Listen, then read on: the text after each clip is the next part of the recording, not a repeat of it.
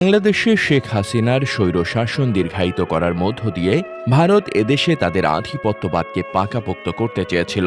তবে সেই পথে প্রধান বাধা ছিল বাংলাদেশ জামায়াতে ইসলামী, যে কারণে কথিত যুদ্ধাপরাধের বিচারের নামে দলটির শীর্ষ নেতাদের ফাঁসি দিয়ে রাজনীতি থেকে জামায়াতকে নির্মূল করতে চেয়েছিল আওয়ামী ভারত চক্র।